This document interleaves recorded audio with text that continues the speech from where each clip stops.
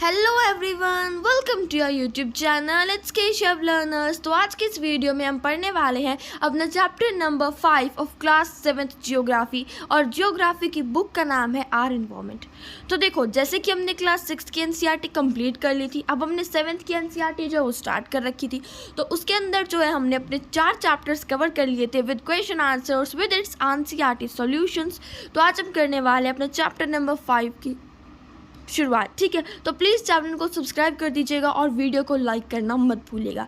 और एक और बात, देखो, जैसे कि मैं अपने चैनल पर नोट से भी पढ़ाती हूँ, क्वेश्चन आंसर्स भी कराती हूँ, सारे के सारे एक्स्ट्रा क्वेश्चंस भी मैं आपको कराती हूँ, एनसीईआरटी सॉल्यूशंस विद एक्टिविटीज़, मैं सारे के सारे चीज़ें आपको कराती हूँ। और अब जो है माइंड मैप की सीरीज़ भी मैं लेकर आने वाली हूँ। तो अगर आपको वो भी चाहिए तो प्लीज़ उसके लिए आपको चैनल को करना पड़ेगा सब्सक्राइब। तो प्लीज़ चैनल को सब्सक्राइब करिएगा और वीडियो को करिएगा लाइक। तो चलिए स्टार्ट करते हैं अपनी आज की वीडियो बिना टाइम वेस्ट किए। So once again, hello from my side. Please subscribe the channel and like the video. हाँ जी, तो ये देखिए, ये रही हमारी पीडीएफ एनसीईआरटी की पीडीएफ मैंने ओपन कर ली है। कि आई होप कि आप लोगों ने भी एनसीईआरटी की बुक ओपन कर रखी होगी, क्योंकि जो कुछ मैं इंपॉर्टेंट बताऊंगी और एक्स्ट्रा बताऊंगी ताकि आप वो बुक में लिख सको। ठीक है, तो चलिए स्टार्ट करते हैं अपना टॉपिक। तो सबसे पहले तो यही देख लेते हैं कि कौन कौन से टॉपिक्स हम इसके अंदर कवर करने वाले हैं। तो देखो, इसके अंदर हम करेंगे वाटर साइकिल के बारे में पढ़ेंगे इसके बारे में हम। नेक्स्ट हम पढ़ेंगे डिस्ट्रीब्यूशन ऑफ वाटर बॉडीज़, ये किस तरह से वाटर बॉडीज़ डिस्ट्रीब्यूटेड है, कितनी % ओशन में है, कितना सीज वगैरह है।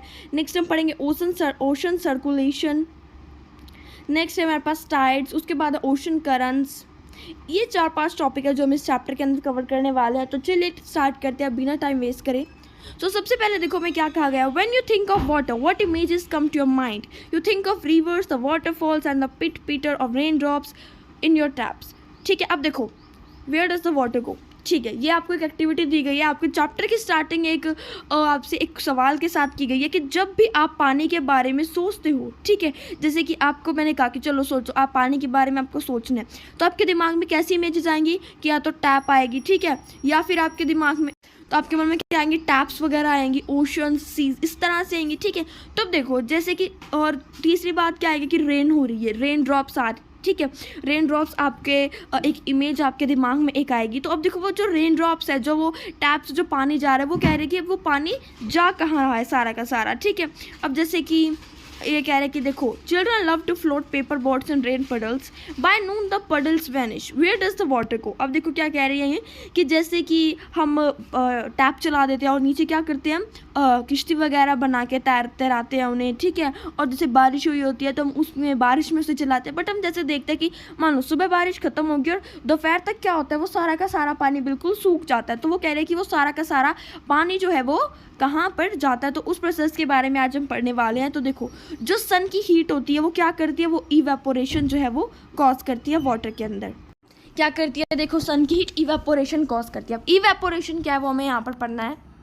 ठीक है, अब देखो क्या होता है, जैसे कि हमारी वाटर, जैसे जो वाटर है वो ज़मीन पर पड़ा हुआ है। अब सन की हीट इतनी ज़्यादा होती है कि वो क्या कर लेता है, उसे सारे को इवेपोराइज कर लेता है। और जितना वो पानी होता है वो सारा का सारा क्या होता है, वो वेपर्स की फॉर्म में बनता है और वो ऊपर जाके क्लाउड्स जो है वो उसके फॉर्म हो जाते हैं। अब देखो, जैसे कि यहाँ पर लिखा भी हुआ है, the sun's heat causes evaporation of water into vapour. अब देखो, जो सन की जो हीट है उसकी वजह से क्या होता है, जो वाटर है वो वेपर्स के अंदर, भाप के अंदर जो है वो कन्वर्ट हो जाते हैं। और आगे देखो क्या कह रही हैं कि जब जो वाटर वेपर होते हैं वो ठंडे हो जाते हैं। ठीक है, और जब वो वाटर वेपर क्या होते हैं, वो ठंडे हो जाते हैं, वो कंडेंस हो जाती है, तो वो क्या फॉर्म करते हैं, वो क्लाउड्स फॉर्म करते हैं। नेक्स्ट है, from there it may fall on the land और seen the form of rain snow sleet. अब वहाँ से क्या होता है, जैसे कि क्लाउड्स की फॉर्म में वो कन्वर्ट हो गए, तो उसके बाद क्या होगा, वहाँ से फिर से दोबारा से बारिश होगी, स्नो पड़ेगी, या फिर स्लीट क्या होती है बच्चों, ओस। ठीक है, नेक्स्ट है, अब जो ये प्रोसेस था, देखो, अब जो ये प्रोसेस है जहाँ पर जो वाटर है वो अपनी फॉर्म चेंज ही कर रहा है बार बार। पहले वो क्या था, पहले वो पानी था, फिर वो दोबारा से कंडेंसेशन हुआ, वाटर वेपर्स बन गए, फिर दोबारा से प्रेसिपिटेशन वगैरह हुआ। तो ये जो प्रोसेस है जिसमें एक जो वाटर है अपने क्या कहते हैं, उसे फॉर्म को चेंज कर ही रहा है, सर्कुलेट हो रहा है ओशंस के बीच में, एटमोसफियर के बीच में, लैंड के बीच में। अब देखो सर्कुलेट का ऐसे हो रहा है कि अब देखो लैंड पे क्या गिरी, बारिश गिरी, ठीक है, बारिश हुई लैंड पे। अब वहाँ से वाटर जो है वो वेपराइज होकर ऊपर गया, ठीक है, एटमॉस्फेयर में उसके क्या बने, क्लाउड्स बने। नेक्स्ट फिर दोबारा से क्या होता है, ओशंस में उसकी दोबारा से क्या हुई, बारिश वगैरह हुई। तो ये सारा का सारा जो प्रोसेस है जहाँ पर पानी अपनी फॉर्म चेंज कर रहा है, सर्कुलेट हो रहा है ओशंस, एटमॉस्फेयर, लैंड के बीच में, उसे हम बोलते हैं वाटर साइकिल, ठीक है। नेक्स्ट है हमारी, अब देखो जो हमारी अर्थ है वो एक टेरेरियम की तरह है। अब देखो टेरेरियम के बारे में आप पढ़ते हैं, क्या लिखा हुआ है, it is an artificial enclosure for keeping small house plants. अब देखो क्या है, टेरेरियम क्या होता है, एक इनक्लोजर सा होता है, एक आर्टिफिशियल इनक्लोजर, ठीक है। किसके लिए होता है वो, ताकि हम उसके अंदर क्या रख सके, छोटे छोटे घर में हम प्लांट्स रख सके। तो इसी तरह से हमारी अर्थ है, हमारी अर्थ भी क्या है, टेरेरियम की तरह है। जैसे कि यहाँ पर क्या है, जो यहाँ पर वाटर, वहाँ पर तो प्लांट्स होती है, टेरेरियम के अंदर प्लांट्स एग्जिस्ट करते हैं बहुत समय तक। और यहाँ पर क्या होता है, टेरेरियम के अंदर वाटर, जो वाटर है वो एग्जिस्ट करता है सेंचुरीज से, जैसे कि यहाँ पर वाटर जो है वो एग्जिस्ट कर रहा है। नेक्स्ट है, जो वाटर होता है उसे कहाँ किस लिए यूज़ करते हैं, जैसे कि हम उसे फील्ड में यूज़ करते हैं, इरीगेट करने के लिए, खेतों में यूज़ करते हैं ना, पानी वगैरह देने के लिए, हरियाणा के अंदर, ठीक है। May flowed down the Amazon river 100 year ago. अब देखो क्या कह रहे हैं ये, अब देखो जैसे कि हम बेसिकली हरियाणा में हम पानी देने के लिए, इरिगेशन के लिए वाटर यूज़ करते हैं, वो बेसिकली जो वो कहाँ चला जाता है, वो अमेज़न रिवर के अंदर बेसिकली चला जाता है, ठीक है। वो एक मेजर सोर्स है अमेज़न रिवर वाटर का, ये मेनली यहाँ पर ही कहना चाह रहे हैं। नेक्स्ट है हमारे पास, अब हमने पढ़ लिया, देखो मैंने आपको कितने टॉपिक्स बताए, दोबारा से देख लो। मैंने टेरेरियन बता दिया, हमारी अर्थ टेरेरियन की तरह, क्यों, क्योंकि उसके अंदर क्या है, वाटर है, ठीक है। नेक्स्ट मैंने आपको बताया इवेपोरेशन के बारे में। नेक्स्ट मैंने आपको बताया वाटर सर्कुलेशन के बारे में, ठीक है, जिसे हम क्या बोलते हैं, वाटर साइकिल। अब हम पढ़ लेते हैं कुछ मेजर सोर्सेज फ्रेश वाटर के। अब देखो फ्रेश वाटर के कुछ मेजर सोर्सेज कौन कौन से हैं, रिवर्स हो गए, पोन्ड्स हो गए, ग्लेशियर्स हो गए, ये क्या है, फ्रेश वाटर के मेजर सोर्सेज है। नेक्स्ट है जो ओशन बॉडीज और जो सी है, ठीक है। अब देखो जो ओशन बॉडीज हो गई और जो सीज होगी, उनके अंदर क्या है, उनके अंदर सॉल्टी वाटर है, ठीक है। और जो फ्रेश वाटर कहाँ है, फ्रेश वाटर दोबारा से बता रही हूँ, रिवर्स के अंदर, पोन्ड्स के अंदर, ग्लेशियर्स के अंदर, स्प्रिंग्स जो होती है, इनके अंदर क्या होता है, बेसिकली फ्रेश वाटर होता है, ठीक है। और जो सॉल्टी वाटर कहाँ है, जो हमारी सीज है और जो ओशन है, उनके अंदर बेसिकली सॉल्टी वाटर होता है।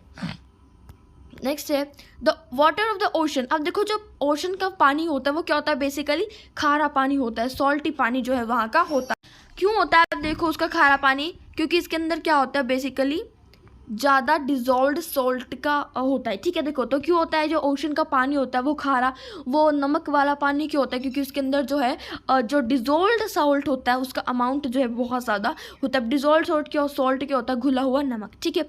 अब देखो बहुत सारा जो नमक होता है वो क्या होता है, सोडियम क्लोराइड होता है, या फिर जो कॉमन टेबल सॉल्ट हम खाते हैं। अब इस पानी के अंदर कौन सा सॉल्ट हमें देखने को मिलता है, सोडियम क्लोराइड। सोडियम क्लोराइड को हम क्या बोलते हैं, NaCl, ठीक है। या फिर जो हम बेसिकली जो हम नमक खाते हैं वो। तो देखो ये रहे कुछ ओशंस, ये रहा हमारा पैसिफिक ओशन है इस साइड, कनाडा वगैरह की साइड भी है, ठीक है, और उस साइड भी फैला हुआ हमारे इंडिया के साइड। नेक्स्ट है यहाँ पर देखो, नेक्स्ट यहाँ पर है नॉर्थ अटलांटिक, उसके बाद है यहाँ पर साउथ अटलांटिक ओशन है ना, उसके बाद इधर हम चलते हैं तो यहाँ पर है हमारा इंडियन ओशन, यहाँ पर फिर से हमारा पैसिफिक ओशन है, और नीचे कौन सा ओशन है हमारा बताओ, नीचे हमारा है सदर्न ओशन, ठीक है। तो ये कुछ ओशंस थे जो मैंने आपको बता दिया यहाँ पर, जिनके बारे में इतना खास उसमें लिखा नहीं है, फिर भी मैंने आपको बता दिया। अब हम पढ़ देते हैं सैलिनिटी। सैलिनिटी क्या होती है, जो अमाउंट ऑफ सॉल्ट, मतलब कि जो नमक की जो मात्रा है जो हमारे पानी में प्रेजेंट होती है, ठीक है। अब देखो पानी में क्या, ऐसा एक गिलास में कितना नमक है, ऐसे थोड़ी हम करेंगे, नहीं, 1000 ग्राम पानी में जितना नमक प्रेजेंट होता है, 1000 ग्राम पानी में जो नमक प्रेजेंट होता है उसे हम क्या बोलते हैं, सैलिनिटी बोलते हैं, कि हाँ भाई जो पानी है वो खारा है, ठीक है। नेक्स्ट जो एवरेज सैलिनिटी होती है ओशंस की, यानी कि बेसिकली ज़्यादातर कितने खारे होते हैं ओशंस, वो होते हैं हमारे 35% जो पार्ट होता है उनका, ठीक है। नेक्स्ट है हमारे पास डिस्ट्रीब्यूशन ऑफ वाटर बॉडीज़। अब हम पढ़ेंगे डिस्ट्रीब्यूशन ऑफ वाटर बॉडीज़ के बारे में। अब हमें पता है, देखो जो हमारा 3/4 ऑफ वाटर है, 3/4 ऑफ जो हमारा लैंड सरफेस है वो किससे कवर है, वाटर से।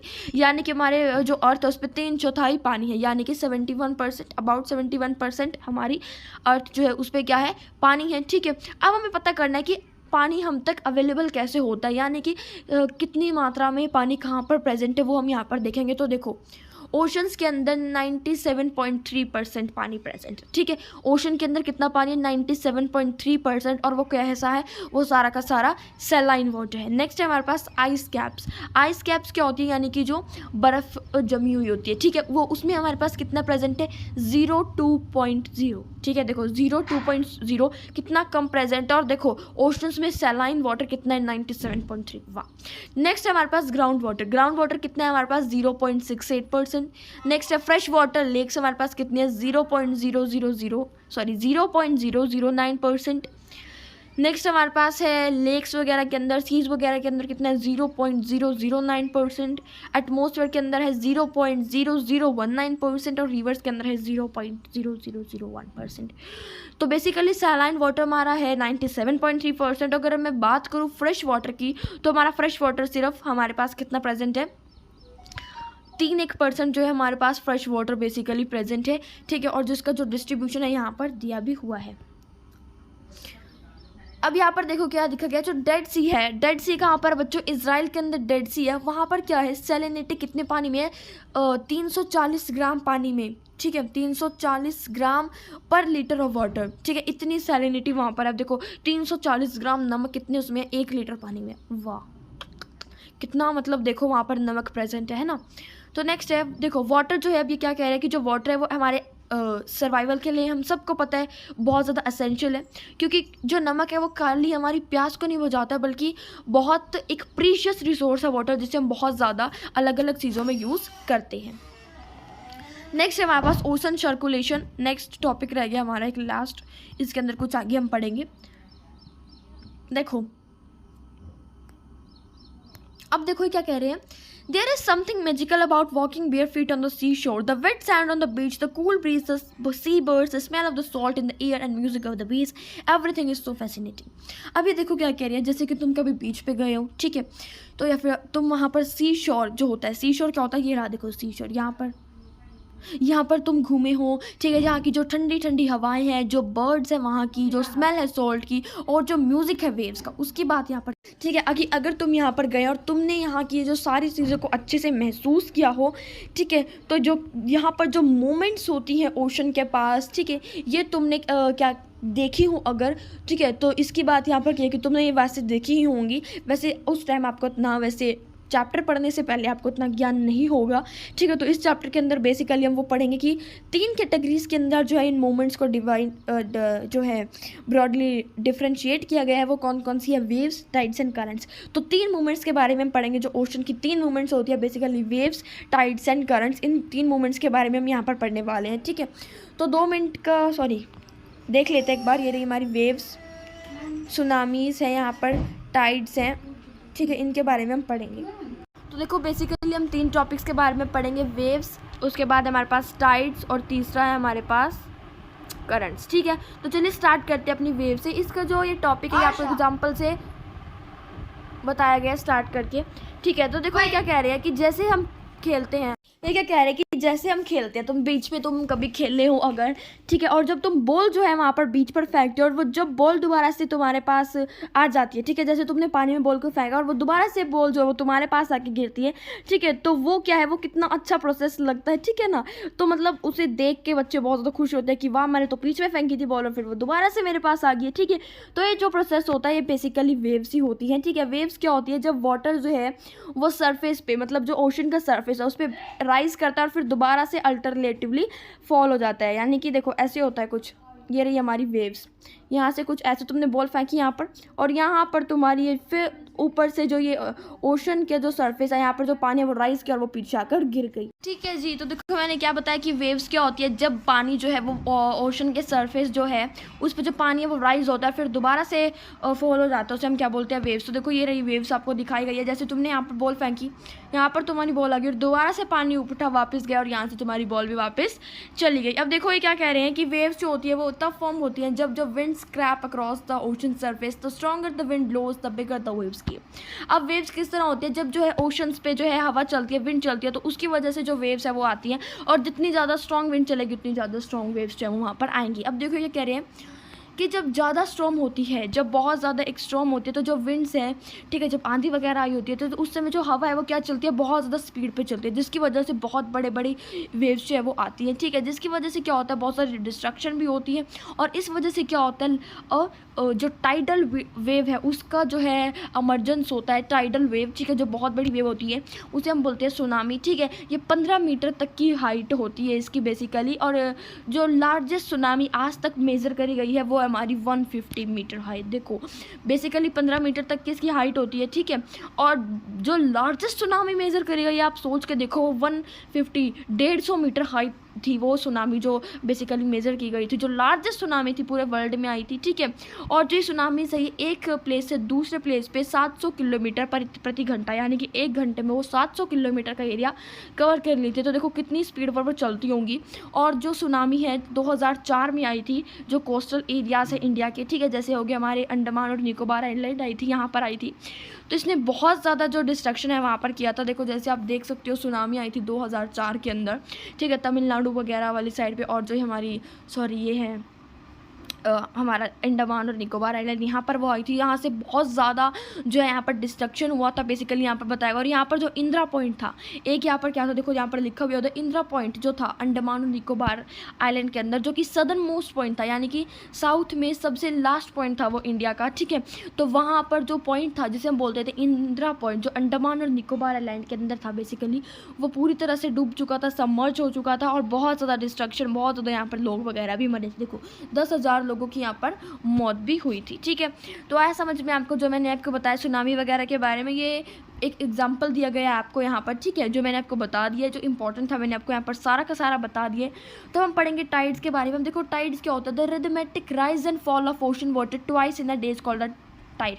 अब देखो क्या होता है, वो तो थी वेव्स जब आती है वापस और फिर से दोबारा वापस चली जाती है, ठीक है, जो राइज होता है वाटर। अब देखो टाइड क्या होती है, जो राइज एंड फॉल होता है, जो हमारा जो ओशन का वाटर होता है वो राइज होता है और फिर से क्या हो जाता है, फॉल हो जाता है। और वो ये जो प्रोसेस है दिन में कितनी बार होता है, ये दिन में 2 बार होता है, ठीक है। जो हाई टाइड होती है वो कब होती है, जब वाटर जो है बहुत ज़्यादा हाईएस्ट लेवल पे जो है राइज होता है, ठीक है। It is a low tide when water falls to its lowest level. अब देखो हाई टाइड की होती है जब वाटर जब अपने हाईएस्ट लेवल तक जो है ऊपर तक जाता है, और लो टाइड की होती है जब वो अपने लोवेस्ट लेवल तक जो है जाता है, ठीक है। तो ये थी कुछ टाइड्स जो मैंने आपको बता दी हैं। अब हम चलते हैं टाइड्स के बारे में और पढ़ने के लिए।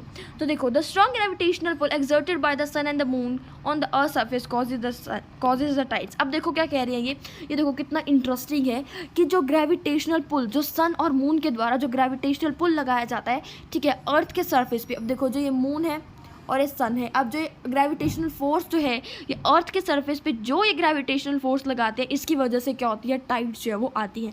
जो वाटर है अर्थ का वो मून के क्लोजर आ जाता है और वो पुल होता रहता है मून के ग्रेविटेशनल फोर्स की तरफ, ठीक है। देखो ये रहा मून, ये रहा सन। अब देखो मून पास आएगा तो इसकी वजह से क्या होगा, जो अर्थ का जो वाटर है, ठीक है, वो क्या होगा, वो मून के पास आ जाता है, मून क्योंकि इसके क्लोजर है, ठीक है।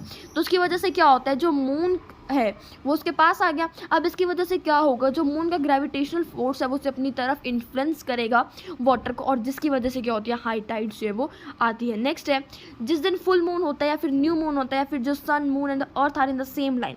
देखो या तो फुल मून होगा या न्यू मून होगा, या फिर ये तीनों के तीनों एक सेम लाइन में होती हैं, ठीक है। उस दिन क्या होती है, जो टाइड्स होती है वो बहुत ज़्यादा हाईएस्ट होती है, और इन टाइड्स को हम क्या बोलते हैं उस टाइम पे, स्प्रिंग टाइड्स बोलते हैं, ठीक है। तो टाइड्स किस वजह से आती है, जब जो ग्रेविटेशनल फोर्स जो है मून और सन अर्थ के सरफेस पे लगाते हैं, जिसकी वजह से क्या होता है, जो अर्थ के सरफेस पे जो वाटर है वो उसकी तरह इन्फ्लुएंस होता है मून की तरफ, और उसकी वजह से जो टाइड्स है वो आती है, जो राइज होता है वाटर फिर से फॉल होता है, उसे हम बोलते हैं टाइड्स। और जिस दिन फुल मून होता है, न्यू मून होता है, सन मून या अर्थ तीनों एक लाइन में होते हैं, उस दिन क्या होती है, हाईएस्ट टाइड्स होती है, और उन्हें हम क्या बोलते हैं, स्प्रिंग टाइड्स बोलते हैं। बट जब मून फर्स्ट में होता है, जैसे कि मून सबसे पहले नंबर पे है और लास्ट क्वार्टर, और जो देखो एक सेकंड दिखाया गया होगा, देखो ये रहा,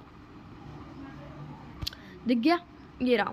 इस तरह से जब कुछ मून होता है, ठीक है, तो यहाँ पर क्या होता है, जो gravitational the ocean water get drawn in diagonal opposite direction by the gravitational pull of the sun and moon, resulting in low tides. These tides are called neap tides. अब देखो क्या कह रहे हैं कि जब मून जो है वो इस साइड में होता है, ठीक है, तो यहाँ पर क्या होता है, नीप टाइड आती है, क्योंकि क्या होता है, जिस साइड में फोर्स लग रहा होता है उससे अपोजिट टाइड साइड में जो वो टाइड्स है वो चल रही होती हैं, ठीक है। तो जिसकी वजह से क्या होता है, जो टाइड्स है बहुत ज़्यादा लो में होती है, क्योंकि ग्रेविटेशन फोर्स इस साइड पर चला जाता है, ठीक है। तो जो टाइड्स का जो कहते हैं ना, उसे एक तरह से क्या बोलते हैं, जो टाइड्स जो है वो छोटी हो जाते हैं, लो टाइड्स जिन्हें हम बोलते आती हैं, जिन्हें हम बोलते हैं नीप टाइड्स। अब देखो जो हाई टाइड्स होती हैं हेल्प्स इन नेविगेशन। जो हाई टाइड्स होती हैं वो किस में हेल्प करती है, वो नेविगेशन में हेल्प करती है, वो वाटर को रेस करती हैं बहुत ऊपर तक, जिसकी वजह से क्या होता है, वो हेल्प करती है कि जो शिप्स है वो ईजिली हार्बर से गुजर जाएँ, ठीक है।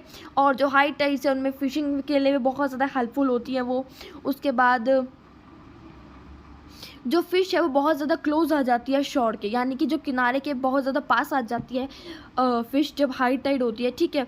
और जब ये जो राइज एंड फॉल हो रहा है वाटर में, इसी वजह से क्या होता है, इसकी वजह से इलेक्ट्रिसिटी भी है जो जनरेट होती है, ठीक है। तो मैंने आपको बहुत सारे यूजेस इसके बता दिए हैं,